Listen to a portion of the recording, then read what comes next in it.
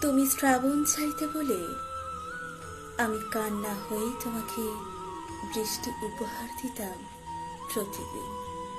তুমি আলো চাইতে বলে আমি প্রদীপ হয়ে জ্বলে তোমাকে আলোয় ভরিয়ে রাখতাম সব সময়। তুমি হাসি চাইতে বলে আমার সব আনন্দ তোমাকে উজাড় করে দিয়ে দিতাম নিঃশব্দেই।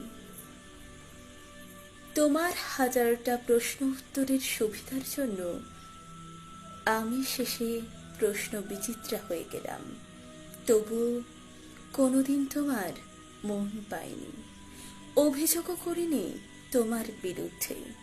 এভাবেই চলত আমাদের সংসার, মাসের পর মাস, বছরের পর বছর।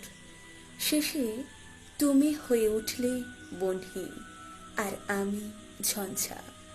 এখন দুজনের পথ আলাদা, দুজনেই প্রবল শক্তিশালী, উত্তাল, উন্মাদ। জীবনটা নিজেরা এভাবেই বেছে নিয়েছিলাম, নিজেদের ক্ষমতা, আধিপত্য বিস্তার এবং নিজেদের মহান জাহির করার জন্য। একটা সময়ের পর দুজনেই চুপচাপ হয়ে যাই। এখন আর কেউই ফিরে আসতে পারে না নিজেদের শুরুর প্রারম্ভে। অতীতে একসাথে চলার রাখা কথা আজ একটি অসমাপ্ত গল্প হয়েই থেকে গেল।